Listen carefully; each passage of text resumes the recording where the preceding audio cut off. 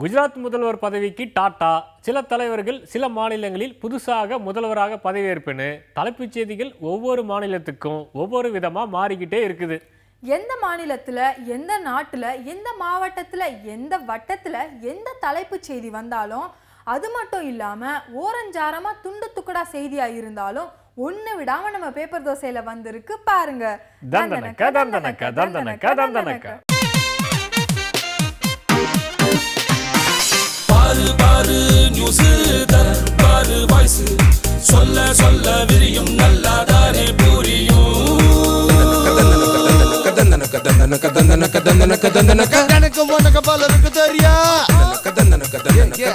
நல்ல செய்தி, கொள்ளை செய்தி, கொலை செய்தி, கொள்ளை செய்தி, நாட்டு செய்தி, வீட்டு செய்தி, நாலாபுரம் நடக்கும் செய்தி. கொத்தமல்லி வாசம் என்னன்னு கேளு, ஏது நீ பாரு. ஒடிசா மாநிலத்தில் பட்நாயக் மீண்டும் முதல்வராக பட்நாயக் நான்காவது முறையாக பதவியேற்பு. ஆட்சி அமைத்தது பிஜு ஜனதாதள். சிக்கிம் மாநிலத்தில் பவன் சாம்லிங் மீண்டும் முதல்வராக பவன் சாம்லிங் ஐந்தாவது முறையாக பதவியேற்பு. ஆட்சி அமைத்தது சிக்கிம் ஜனநாயக முன்னணி. குஜராத் வளர்ச்சி அடித்தளம், டெல்லிக்கு போக அடித்தளம். குஜராத் அவையில் மோடி, சட்டமன்றத்தில் நிறைவுரை. தில்லி நோக்கி நடை போட குஜராத்தில் பிரியா விடை. முதல்வர் பதவிக்கு டாடா. அழைப்பு அழைப்பு மோடி அழைப்பு, பதவியேற்பு விழாவில் பங்கேற்குமாறு சார்க் நாடுகளின் தலைவர்களுக்கு மோடி அழைப்பு.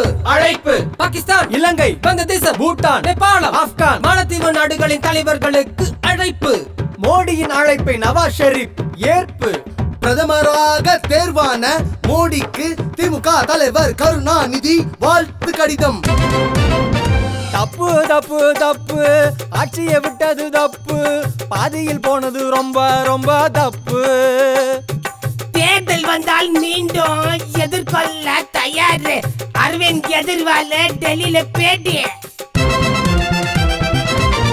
கெஜ்ரிவாலுக்கு சிறை.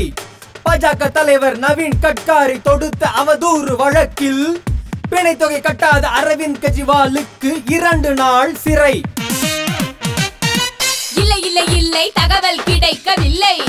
தகவல் பெறும் உரிமை சட்டத்தில் கேட்ட தகவல் கிடைக்கவில்லை. தகவல் ஆணையர்களை கண்டித்து தலைநகர் சென்னையில் போராட்டம். சங்கு ஊதும் போராட்டம். நெய்வேலி நிலக்கரி அனல் மின் நிலையத்தில் உயிர் பலி ஏற்படுத்திய விபத்தை ஆராய வேண்டும். பணியாளர்களின் பாதுகாப்பை உறுதி செய்ய கோரி அனைத்து கட்சி தொழிற்சங்கம் போராட்டம். அருணாச்சல் அரசு அதிரடி. குடும்பத்தை கட்டி காக்கும் பெண்கள் குடும்ப தலைவராக அறிவிப்பு. ரேஷன் அட்டையில் மூத்த பெண்களின் போட்டோ ஒட்டவும் உத்தரவு. பாரு பாரு காரு பாரு, ஷீ டாக்ஸி காரு பாரு. கேரள மாநிலம் கொச்சியில் காரு, பெண்கள் இயக்கும் புதிய காரு. மற்ற நகரிலும் இந்த காரு விரைவில் அறிமுகம் செய்வோம் பாரு. உமன் சாண்டி சொல்லிட்டாரு. சூப்பரான செய்தி, நம்ம செய்தி. குஜராத் முதல்வர் மோடி டெல்லிக்கு காடி பிடித்து செல்வதால் அந்த மாநிலத்திற்கு முதல் பெண் முதல்வராக அமைச்சர் ஆனந்தி பென் பட்டேல் பதவியேற்க போவதாக நாற்காலியை தயார் செய்கிறார் நமது அப்டேட் செய்தியாளர். கூலி உயர்வு தொடர்பான பேச்சுவார்த்தையில் சுமூக உடன்பாடு எட்டப்பட்டதால் சங்கரன் கோவிலில் 71 நாளாக நடந்த விசைத்தறி தொழிலாளர் போராட்டம் முடிவுக்கு வந்துவிட்டதாக தறியை நெய்ய கிளம்புகிறார் நமது வேலைக்கார செய்தியாளர். முன்னாள் பிரதமர் ராஜீவ்காந்தி நினைவு தினத்தில் கைகட்சி புத்துணர்வோடு எழுந்து நிற்கும் என காங்கிரஸ் தலைவர் ஞானதேசிகன் உறுதிமொழி எடுத்துக்கொண்டதாக கை தூக்கி விடுகிறார் நமது கருத்தான செய்தியாளர். போர், ஆமா போர், இது போராட்டத்திற்கான நேரம், அனைவரும் போராட வாருங்கள் என்று ஊப்பிக்கு போன ராகுல் காந்தி அறைக்கூவல் விடுத்துள்ளதாக அமைதியாக இடத்தை கடக்கிறார் நமது அமைதி தொகுதி செய்தியாளர். தலைநகர் டெல்லியில் மத்திய அரசு அலுவலகங்கள் அமைந்துள்ள சாஸ்திரி பவன் கட்டிடத்தின் 7வது மாடியில் பற்றியிருந்த தீ சேதாரம் ஏதுமில்லாமல் அணைக்கப்பட்டு விட்டதாக பெருமூச்சு விடுகிறார் நமது பேரிடர் பாதுகாப்பு செய்தியாளர். கம்யூனிஸ்ட் இயக்கத்தின் மூத்த தலைவர் உமாநாத் மறைவிற்கு திமுக தலைவர் கருணாநிதி, மதிமுக பொதுச் செயலாளர் வைகோ உள்ளிட்ட அரசியல் கட்சி தலைவர்கள் இரங்கல் தெரிவித்துள்ளதாக செவ்வணக்கம் செலுத்துகிறார் நமது திருச்சி செய்தியாளர். அந்தமான் கடல் பக்கம் காற்றழுத்த தாழ்வு நிலை உருவாகியுள்ளதால் தமிழக கடற்கரை பக்கம் துறைமுகங்களில் எல்லாம் புயல் கூண்டு ஏற்றப்பட்டுள்ளதாக தோகை விரிக்கிறார் நமது வானிலை செய்தியாளர் என்று கூறிக்கொண்டு நாமும் அடுத்த செய்திக்கு தாவுகிறோம். ஆந்திராவை திருப்பதி லட்டு மாதிரி ரெண்டா உடைச்சி தெலுங்கானா சீமாந்திரான்னு இருவேறு புது மாநிலங்கள், அதுக்கு சட்டசபை தேர்தல், ஒடிசா சிக்கிம் அருணாச்சல பிரதேசம்னு 1-2 மாநிலத்தில் தேர்தல். இதுக்கு இடையில தோல்வி பொறுப்பேற்று பீகார் முதல்வர் மாற்றம், இப்படி ஆங்காங்கே ஆட்சி மாற்றம் முதல்வர் மாற்றம்னு கலகலத்து போய் கிடக்கு சட்டமன்ற நிலவரம். வாங்க நாமளும் அந்த பக்கம் போயிட்டு ஒரு உலா வருவோம். நாடாளுமன்ற தேர்தலோட சில மாநிலங்களுக்கு சட்டமன்ற தேர்தலும் நடந்து முடிஞ்சிடுச்சு. அதில் ஜெயிச்சு ஆட்சி அமைக்க போகிற புது அரசுகளை பற்றி பார்ப்போம். சிக்கிம்ங்கிற மாநிலத்தை பெரும்பாலும் பழைய லாட்ரி சீட்டில் தாங்க பார்த்துருப்போம். இங்கே தேசிய கட்சிங்கிற பேச்சுக்கே இடம் இல்லைங்க.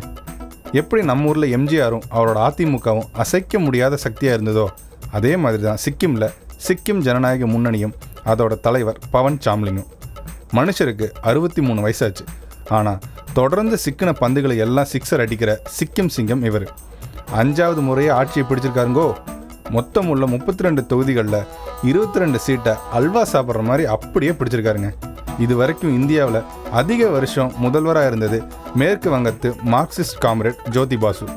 23 வருஷம் அசராம ஆண்டவர். இந்த தடவை சிக்கிமில் ஆட்சியை பிடிக்கிற பவன் சாம்லிங் 5 வருஷத்தை கிராஸ் பண்ணிட்டாருன்னா ஜோதி பாசு சாதனையை பீட் பண்ணி இந்தியாவிலேயே அதிக ஆண்டுகள் ஆண்ட முதல்வருங்கிற பெருமையை பிடிச்சிடுவார். அடுத்து அருணாச்சல பிரதேசம். சீனாவுக்கும் நமக்கும் நானா நீயா போட்டி நடக்கிறது இங்கே தான். நாடு முழுக்க காங்கிரஸ் செம்ம அடி வாங்கினாலும் 6 உத்தரம் கொடுத்துருக்கு அருணாச்சல பிரதேசம். 2வது முறையாக நாற்காலியை பிடிச்சு முதல்வராகியிருக்காரு கதர்கட்சிக்காரர் நபம் டுக்கி. மொத்தம் உள்ள 60 இடங்களில் 40 இடங்கள் கைக்கு வசமாயிருக்கு. ஒரிசாவில் மறுபடியும் வெற்றி கொடி நாட்டி வெடித்து சிரிக்கிறாரு நவீன் பட்நாயக். தேர்தலுக்கு முன்னால் பாஜகவுக்கு மெஜாரிட்டி கிடைக்கலன்னா நாங்கள் ஆதரவு தருவோன்னு பட்நாயக் பட்டுன்னு சொன்னதா செய்தி பரவுச்சு. ஆனால் அது செய்தி இல்லை, வதந்தி தான். எங்களுக்கு அப்படி ஒரு ஐடியாவே இல்லைன்னு சொன்னார் நவீன் பட்நாயக். ஆனால் தேர்தல் ரிசல்ட்டில் பாஜகவுக்கு தனி பெரும்பான்மை கிடைக்க இப்போ அந்த கேள்விக்கே இடமில்லை. ஆனால் நவீன் பட்நாயக்கு தான் ஒரிசாவில் செல்வாக்குன்னு சொல்லாமல் சொல்லிடுச்சு தேர்தல் முடிவுகள். மொத்தம் உள்ள 147 தொகுதிகளில் 103 தொகுதிகளை பிடிச்சு என்னோட ராசி நல்ல ராசின்னு வெற்றி பாட்டு பாடுறாரு நவீன் பட்நாயக். ஆந்திராவை 2 துண்டாக போட்டதுக்கப்புறம் நடந்த தேர்தலில் சீமாந்திராவை பிடிச்சது தெலுங்கு தேசம், தெலுங்கானாவை பிடிச்சது தெலுங்கானா ராஷ்ட்ரிய சமிதி.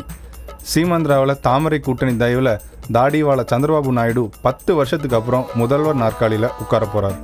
ஜெகன்மோகன் ரெட்டியோட ஒய்எஸ்ஆர் காங்கிரஸ், கிரண்குமார் ரெட்டியோட ஜெய் சமிக்கேந்திரான்னு பல கட்சிகள் பலமுனை போட்டியில் குதிச்சாலும் எல்லாத்தையும் சைடு வாங்கி ஜெயிச்சிடுச்சு தெலுங்கு தேசம். சோகம் என்னென்னா காங்கிரஸ் இங்கே ஒரு தொகுதியில் கூட ஜெயிக்கல. தெலுங்கானாவின் முதல்வர் அப்படிங்கிற பெருமையை ராஷ்ட்ரிய சமிதி கட்சி தலைவர் சந்திரசேகர் ராவுக்கு போயிருக்கு. தெலுங்கானாவை பிரிச்சே ஆகணும்னு மும்முரமாக இருந்தவர் தான் இவர். காங்கிரஸோட கூட்டணி வைப்போன்னு சொல்லிட்டு கடைசி நேரத்தில் கைக்கே கை வரிச்சார். இவர்கிட்ட இருந்து பிரிஞ்சு போய் காங்கிரஸுக்கு போன விஜய் சாந்தி தோல்வி அடைஞ்சிட்டாங்க. 119 இடங்களில் 63 இடங்களை அட்டகாசமாக பிடிச்சு ஆட்சி கட்டில் அமரப்போகுது தெலுங்கானா ராஷ்ட்ரிய சமிதி. பீகாரில் தேர்தல்லாம் நடக்கலைங்க. ஆனால் எது நடக்கக்கூடாதுன்னு நிதிஷ்குமார் நினைச்சாரோ அது நடந்ததால தான் இப்போ ஆட்சி மாற்றம் ஏற்பட்டுள்ளது. மோடி வேணாம்னு போர்க்குடி தூக்கி பாஜக கூட்டணி விட்டு வெளியே வந்தார் நிதிஷ். ஆனால் நடந்து முடிஞ்ச தேர்தலில் ஐக்கிய ஜனதாதளம் செம்ம அடி வாங்கினதால தோல்விக்கு பொறுப்பேற்று முதல்வர் பதவியிலிருந்து விலகினார். புதிய முதல்வரை தேர்ந்தெடுக்கிற பொறுப்பை கட்சி அவருக்கே கொடுக்க நிதிஷ்குமார் தேர்ந்தெடுக்கிற புதிய முதல்வர் தான் ஜித்தன் ராம் மஞ்சி. தலித் சமுதாயத்தை சேர்ந்த இவர் நிதிஷ்குமார் ஆட்சியில் தாழ்த்தப்பட்டோர் மற்றும் பழங்குடிகள் துறை அமைச்சராக இருந்தவர்.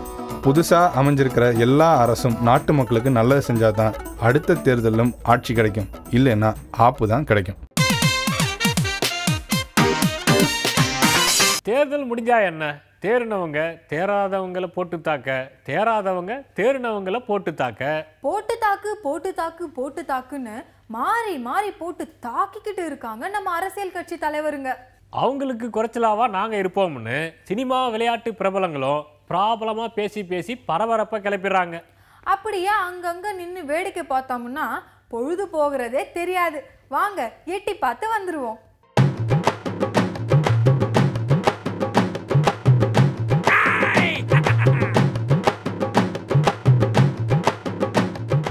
இந்திய பொருளாதாரத்தை உலக அளவில் தூக்கி பிடிச்ச மன்மோகன் சிங்குக்கு நம்ம இந்தியர்கள் அத்தனை பேரும் ஒரு சல்யூட் அடிக்கணுங்க.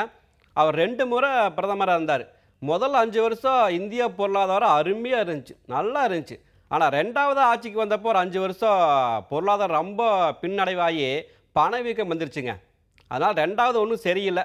மற்றபடி ஒட்டு மொத்தமாக மன்மோகன் சிங்கை பார்க்கும்போது அவர் என்றைக்குமே நம்ம நினைவில் நீங்காத இடம் பிடிச்சிருப்பாருங்க. அவருக்கு எங்களுடைய மனப்பூர்வமான வாழ்த்துக்கள். இப்படி வாழ்த்து சொல்லி டாட்டா சொன்னது நான் இல்லைங்க, தொழிலதிபர் டாட்டா. முல்லைப்பூ, மல்லிப்பூ, ஜாதிப்பூ, கனகாம்பரம், அம்மா பூ வாங்கலையோ பூவு. போன 2 தடவையும் தெலுங்கு தேச கட்சி சார்பாக நான் போட்டிக்கிட்டேன். ஆனால் அந்த கட்சியை சேர்ந்தவங்களே என்னை ஜெயிக்க விடாமல் பண்ணாங்க. இந்த தடவை பார்த்தீங்கன்னா ஒய்எஸ்ஆர் காங்கிரஸ் சார்பாக நான் போட்டிக்கிட்டேங்க. ஆனால் இதை போட்டினா சாதாரண போட்டின்னு சொல்ல முடியாது. காரணம் என்னன்னு பார்த்தீங்கன்னா 30 வருஷமாக அரசியலில் இருந்த ஒரு பெருந்தலைவர்களும் அதே மாதிரி அரசியல் சாணக்கியர்கள் அப்படின்னு சொல்கிற மாதிரி அவங்களுக்கு எதிராக நான் போட்டி போட்டேன். இது சாதாரண போட்டி அப்படின்னு சொல்கிறதோட ஒரு யுத்தம் அப்படின்னு தாங்க சொல்லணும். ஆனால் அந்த யுத்தத்தில் நான் ஜெயிச்சிட்டேன் அப்படின்னு நினைக்கும்போது தான் எனக்கு அப்படி இன்ன வரையும் நம்ப முடியல, அப்படி ஒரு சந்தோஷமாக இருக்குங்க. நான் ஒரு நல்ல நடிகையாக இருந்திருக்கேன், ஒரு நல்ல குடும்ப தலைவியாக இருந்திருக்கேன், என்னோடய கணவனுக்கு ஒரு நல்ல மனைவியாக இருந்திருக்கேன், என் குழந்தைக்கு ஒரு நல்ல தாயாக இருந்திருக்கேன். இன்ன வரையும் அரசியலில் எனக்கு ஒரு வெற்றி அப்படின்னு கிடைச்சதே கிடையாது. இந்த வெற்றி எனக்கு எப்படி கிடைச்சது அப்படின்னு சொல்லி எனக்கு அப்படி ஒரு சந்தோஷமாக இருக்குது. என்னால் இதை அவ்வளோ ஒரு சந்தோஷத்தை வெளிப்படுத்துகிறேங்க நான். பூவு பூவு பூவு இப்படி ரொம்ப சென்டிமெண்ட்லாம் பேசுனது யாருன்னு கேட்குறீங்களா? வேற யாரு? நடிகை ரோஜாதே. பலான் பலான் பலான். ஏங்க இந்த தேர்தலில் வந்து காங்கிரஸ் தோத்ததுக்கு யாரோ என்னென்னமோ காரணம்லாம் சொல்கிறாங்க. அதெல்லாம் உண்மையான காரணம் இல்லைங்க. தகவல் பரிமாற்றம் ஒழுங்கா இல்லைங்க, அதுதாங்க முக்கியமான காரணம். அப்புறம் நம்ம மன்மோகன் சிங் மேலே நிறைய பேர் குற்றச்சாட்டுலாம் வைக்கிறாங்க. அவர் சரியான தலைவர் இல்லை, அதுவும் தவறுங்க. அது மட்டும் இல்லாமல் சோனியா காந்தி வந்து ஆட்டி வச்ச பிரகாரம் எல்லாம் அவரும் ஆடினாரு அப்படிங்கிறதும் தவறுங்க. அவர் ஒரு நல்ல தலைவர் தான். அப்புறம் இந்த 2G வழக்கு ஏற்படுது இல்லைங்க, அப்போ அவர் என்ன பண்ணியிருக்கணும்னா இந்த பத்திரிகைக்காரங்க எல்லாரையும் கூப்பிட்டு வச்சு இதுதான் நடந்தது அப்படின்னு அவர் சொல்லியிருக்கணும். இல்லை இந்த அமைச்சர்களாவது சொல்லியிருக்கணும். யாருமே சொல்லாமல் விட்டுட்டாங்க. அப்புறம் எப்படிங்க மக்களுக்கு அவங்க மேலே நம்பிக்கை வரும்? இதுதாங்க உண்மையான காரணம். பலோன் பலோன் பலோன் அப்படின்னு சொன்னது நான் இல்லைங்க, முன்னாள் மத்திய அமைச்சர் கமல்நாத். ஐஸ் பாலைஸ் கப்பைஸ் குச்சாய்ஸ். ஸ்டாலின் என்னமோ கட்சி பதவியை ராஜினாமா செஞ்சுட்டாரு அப்படின்னு பொருளையெல்லாம் கிளப்பி விட்டுருக்காங்களே, அதெல்லாம் பொய்யுங்க. இன்ஃபேக்ட் சொல்ல போனால் ஸ்டாலின் வந்து தன்னோட பதவியை வந்து ராஜினாமா செய்கிற முடிவில் தான் இருந்தார். ஆனால் நான் சொன்ன அறிவுரைலாம் ஏற்றுக்கிட்டு சரிப்பா நீங்களே சொல்லிட்டீங்க, உங்கள் அறிவுரை நான் ஏற்றுக்கிறேன், என் முடிவுலேருந்து நான் மாறிக்கிறேன், அவர் முடிவை மாற்றிக்கிட்டாருங்க. இன்னொரு பக்கம் சொல்ல போனால் இந்த திமுக வந்து இந்த தேர்தலில் தோல்வி அடைஞ்சது இல்லையா, அது பற்றின இந்த தீர்வுக்கான காரணம் எல்லாத்தையுமே எங்களோட உயர்மட்ட திட்டக்குழு வந்து எல்லாத்தையும் என்ன கூட்டம் போட்டு என்ன ஏது காரணம் கண்டிப்பாக கண்டுபிடிப்பாங்க. இன்னொரு விஷயம் நான் கண்டிப்பாக சொல்லி ஆகணும்.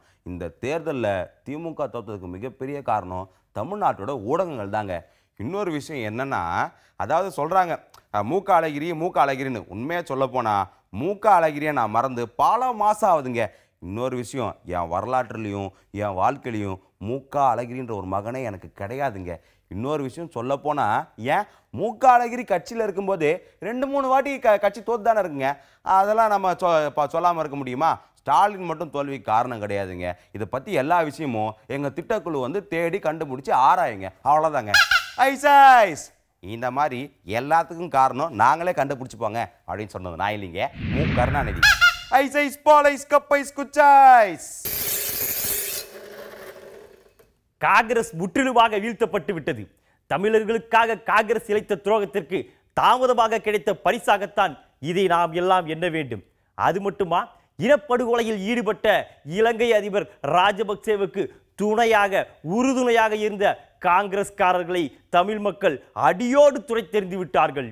இதுவே எங்களுக்கு கிடைத்த மாபெரும் வெற்றியாக கருதுகிறோம். இது எல்லாவற்றிற்கும் மேலாக தோல்வி எனக்கொன்றும் புதிதல்ல.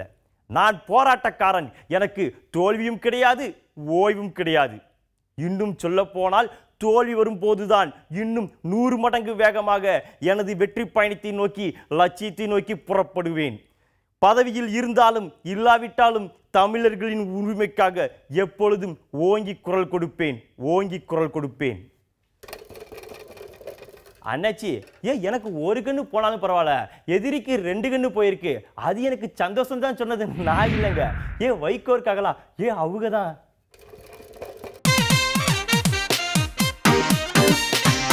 காத்தடிக்குது, அலை அடிக்குது, புயல் அடிக்குது, சுனாமி அடிக்குது, சூறாவளி அடிக்குதுன்னு டிவி பேப்பர் செய்தியில் வந்தாலும் வந்துச்சு. மனுஷன் என்ன மாயம் செஞ்சாரோ மந்திரம் செஞ்சாரோ தெரியல, பெரும்பான்மை ஆதரவோட ஒரு பதவியை கை கழுவிட்டு அடுத்த பதவிக்கு எட்டி பாஞ்சிட்டாரு. அதாங்க இன்றைய கேலி சித்திரம். கார்ட்டூன்.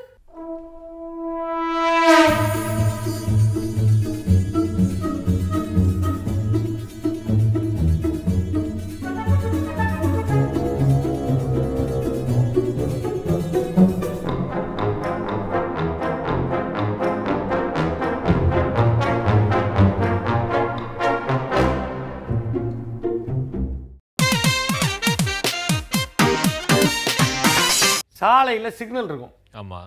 3 சிக்னல் எரியும். ஆமாம். ஒன்று ரெட்டு எல்லோ அண்டு அது எல்லோன்னா ஆரஞ்சு. ஆமாம். Orange green. க்ரீன்னா போங்க அப்படின்னு அர்த்தம். ஆமாம். எல்லோன்னா எச்சரிக்கை அப்படின்னு அர்த்தம். ஆமாம். ரெட்டுனா கூடவே கூடாது, நின்று இப்போ பார்த்து போ, நின்று அப்படின்னு அர்த்தம். இது மனுஷனுக்கு வாகனத்துக்கு அப்படி வச்சுருக்காங்க. உலகம் ஃபுல்லாக கம்பெனிகளுக்கெல்லாம் அப்படி வச்சுருக்காங்க. எப்படி? இது வந்து இந்த கம்பெனி ரெட் சிக்னல் கம்பெனி, இந்த company orange signal yellow signal company, சரி, இந்த company green signal. Green signal கம்பெனினா அது மாசுபடுத்துறது இல்லை, பூமியை மாசுபடுத்துறது இல்லை. இது இருக்க ஆரஞ்சு இருக்க கொஞ்சம் கொஞ்சம் கொஞ்சம் பரவாயில்ல. ரெட் இருக்க அந்த கம்பெனியே வைக்கப்படாது. ஆனால் அந்த கம்பெனி தான் நம்ம நாட்டில் ஃபுல்லாக இருக்குது, எல்லா கம்பெனியும். ஆமாம், வெளிநாட்டில் ரெட் சிக்னல் இருக்க கம்பெனியை பூரா அவன் அங்கே வைக்க மாட்டேங்கிறான், இந்தியாவில் வச்சுக்க. ஏன்னா நிறைய இனாவானாக்கள் இருக்கிற நாடு, அதிகப்படியாக இருக்கிற நாடு இந்தியா தான், நீ அங்கே போய் வச்சுக்க. நம்ம ஆள் சொல்லுவான், தொழில்துறையை வளர்க்க நாங்கள் அந்நிய மூலதனத்தை கொண்டு வந்து டொபுக்கடின்னு கொட்டணும், குமிப்போம். எப்படிடா குமிச்சாங்கன்னா இதுதான், எல்லாம் ரெட் சிக்னல் இருக்கு அங்கே கம்பெனியை கொண்டு வந்தால் அது என்னென்னா பயங்கரமாக மாசை வெளியிடும், சாயப்பற்ற அதையும் இங்கே வச்சு பார்த்துட்டு இனிமேல் ரொம்ப சாயம் ஏறிடுச்சு, இனிமேல் நாங்கள் வேறு நாட்டில் பார்த்துக்குறோம் அப்படிங்கிறான். இந்த வளர்ந்த நாடுகள் பூரா கம்பெனியை பூரா இங்கே தள்ளி விட்டு ஆரஞ்சு சிக்னல் அந்த எல்லோ சிக்னல் இருக்குல்ல அதை அதுக்குன்னு சில நாடு வச்சுருக்கான், அங்கே போய் தயார் பண்ணிக்க. க்ரீன் சிக்னல் இருக்கா அது நானே வச்சுக்கிறேன், ஓம் பணம் பணம் என் பணம் என் பணம் என் பணம் அப்படிங்கிற கதையில் அவங்க கம்பெனி வச்சுட்டு இப்போ எல்லாம் கூட்டி சொல்கிறாங்க. நம்ம ஆள் அவன் நாட்டில் எப்படின்னா, இப்போ நம்ம ஆள் ஏசி போட்டால் ஏசி வச்சுக்கோ, அதெல்லாம் ரொம்ப யூஸ் பண்ணக்கூடாது அப்படிங்கிறான். நீ என்ன எதுக்கு ஏசி போடுற கேட்டால், என்னங்க வெயிலாக இருக்க, நீங்களாம் பழகிருப்பீங்கள்ல, நீ ஏன்டா வச்சுருக்க, நாங்கள் அதிலே பழகிட்டோம், ஏசிக்குள்ளே இருந்து பழகிட்டோம். அவன் எடுக்க மாட்டானா. உலகம் வளர்ந்த நாடுகள் பூரா ஏசியெல்லாம் வச்சுட்டு ஏர் கண்டிஷன் அதுலேருந்து வர ஓஎஃப்சி சிஎஃப்சி குளோரோ கார்பன் அதுதான் ஓசோனில் ஓட்டையை போடுது, பூமி வெப்பமாகுதுங்கிறான். பூமி வெப்பமானா என்ன ஆகும், கடல் கொஞ்சம் கொஞ்சமாக வெள்ளம் கூடும். சில பேர் சொல்லுவான், எனக்கு மட்டும் ஆற்றல் இருந்தால் தண்ணி கடலிலே போய் வேஸ்ட்டாக கலக்குது பாருங்கம்மா. வேஸ்ட்டாக கலக்குதுன்னு இவனுக்கு யார் சொன்னது? அது யார் சொன்னதுன்னு நான் சொல்லுது, ஐயோ நான் வேஸ்ட்டாக போய் கலக்கிறேன் அப்படின்னு இவன்ட்டு கொண்டு சொல்லிச்சா. இயற்கையோட சுழற்சியில் அது கடலுக்குள்ளே ஒரு % கலந்தே ஆகணும், இல்லைன்னா இயற்கை எல்லாம் வேறு மாதிரி மாறிடும். அந்த இப்போ சமநிலை இருந்துக்கிட்டே இருக்கணும். அது இல்லாமல் நாங்கள் நதிகளை தேசியமயமாக்கி இணைத்து விடுகிறோம், இணைத்து விட்டு எல்லா தண்ணியும் இங்கே கொண்டு வந்தால் கடலுக்கு கொஞ்சமாவது போகணுமே. ஆமாம், அதாவது போய் பாயணும், அதாவது இருக்குது. அப்படி நம்ம ஆளு வாயில் வந்ததுக்கு பேசுவாங்க. பூமி இப்போ வெப்பமாகிக்கிட்டே இருக்குது, இருக்கிற பனியெல்லாம் கரைஞ்சி கடலுக்குள்ளே போய்கிட்டே இருக்குது. அண்டார்டிகாவில் இருக்கிறதெல்லாம் எல்லாம் கரைஞ்சி உள்ள பூமி வெப்பமாகிக்கிட்டே இருக்குது, கடல் மட்டம் ஏறிக்கிட்டே இருக்குது. நம்ம ஊர்லேயே பாருங்கள், அழகாக மழை பெஞ்சு 3 மாதம், அப்புறம் கொஞ்சம் வெயில் அடிச்சு, அப்புறம் அந்த இளவேநீர் காலம், அந்த காலம் இந்த காலம் அப்படிலாம் இப்போ எல்லாம் கணாக்காலமாக ஆகிப்போச்சு. எப்போ மழை பெய்யுது எப்போ வெயில் அடிக்குதுன்னு தெரியல, வெயில் மட்டும் சொல்லுன்னு வந்துருச்சு. ஆமாம், அது மட்டும் கரெக்டாக வந்துருச்சு, மழை கரெக்டாக வரல, எப்போ பெய்யும் என்னன்னு சொல்ல முடியாது. பருவநிலைகள் மாறிடுச்சு. இதெல்லாம் மாற்றினது யாருங்கிறீங்க? மனுஷனோட பேராசையில் காட்டை அழித்து ஒரு மரஞ்செடி இல்லாமல் வெட்டி, எதை பாருங்கள் மரம் இருக்கு வெட்டுறானா. ஆமாம், அமெரிக்காவில் ஒரு மரத்தை வெட்ட விட மாட்டான். நம்ம வளர்த்த மரத்தை வெட்டினாவே $200 ஃபைனா அவன் போட்டுருவான். அரசாங்கத்தை கேட்காம நீ வச்சிருக்க மரத்தையே வெட்ட முடியாதுன்றான். இங்கே அரசாங்க மரத்தை எவனாலும் வெட்டலாம். ஆமாம், அவன் பாதுகாத்து வச்சுருக்கான் மலைவாழ் மக்கள். அவன் நீ இருக்கப்படாது போ, எதுக்குடா போக சொல்கிற, அப்போ தான் நாங்கள் ஃப்ரீயாக களவாடலாம் அப்படின்னு அவனை விரட்டி விட்டு அங்கே ஃபுல்லாக கொள்ளையடிக்கிறான். காட்டை அழித்து நாட்டை அழித்து உலகத்தையே அழிச்சு இன்னைக்கு வெப்பமாகுதுன்னு ஐநா சபையில் கூப்பிட்டு சொல்கிறாங்க, இனிமேல் இந்த ரெட் சிக்னல் கம்பெனியெல்லாம் இங்கே வச்சுக்காதீங்க, எங்கேயும் வச்சுக்கக்கூடாது, எங்கே வச்சுக்காது, அது வைக்க வேணாம் அப்படின்னு அவங்க சொல்லிடுறாங்க. ஆனால் கம்பெனி பூரா இங்கே தானே இருக்குது, நம்ம இந்தியாவில் தான் இருக்குது. இந்தியா தான் புத்தி சொல்கிறது பூரா. எப்போதுமே ஊரில் பார்த்தீங்கன்னா இளைச்சவன்ட்டு தான் புத்தி சொல்கிறது. டேய் அப்படி போகக்கூடாது, இப்படி போகக்கூடாது, அப்படிலாம் தப்பு பண்ணக்கூடாது, பண்ணுறது பூரா அவனாக இருக்கும். அது மாதிரி இப்போ உலக நாடெல்லாம் பார்த்து நம்மளை பார்த்து நீங்களாம் ரொம்ப பயன்படுத்தக்கூடாது அப்படின்னு நம்மளை சொல்கிறான். எல்லாரும் சேர்ந்து செய்ய வேண்டிய வேலை தான். ஆமாம், பிளாஸ்டிக்கை குறைக்கணும். பிளாஸ்டிக்கை போட்டு அது மக்க மாட்டேங்குது. பூமி சூடாகிக்கிட்டே இருக்குது. சூடாக சூடாக என்ன ஆகும், எல்லாம் கரைஞ்சி ஒரு காலத்தில் மனுஷனே இல்லாமல் ஆயிடுவான். அப்புறம் அப்படியா அப்புறம் எது வேணாலும் குறைச்சி கொண்டாடலாமா? ஆமாம், எல்லாரும் சேர்ந்து செய்ய வேண்டிய வேலையை நீ செய், நான் செய்ய மாட்டேன் அப்படின்னு பங்கு போடுறதுல பயன் இல்லை. பூமி வெப்பமாகுங்கிறது பிரச்சனை தான், அது எல்லாரும் சேர்ந்து தீர்க்க வேண்டிய பிரச்சனை. மே 26 இந்திய பிரதமரோட பதவியேற்பு விழா நடக்கிற வரைக்கும் அரசியல் தோசை சுட சுட வந்துகிட்டே இருக்கும். உலக கலைஞர்கள் ஒன்னா கூடிய கேன்ஸ் திரைப்பட விழாவும் ஐபிஎல் கிரிக்கெட்டும் இருக்கிற வரைக்கும் சினிமா விளையாட்டுன்னு மசாலா தோசையும் காரசாரமாக தான் இருக்கும். அப்புறம் என்ன, தினம் தினம் சூடா சுவையா வெரைட்டியா தோசையை சுட்டு சாப்பிட வேண்டியதானே.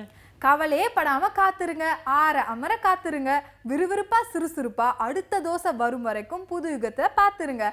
தந்தனக்க தந்தனக்க தந்தனக்க தந்தனக்க.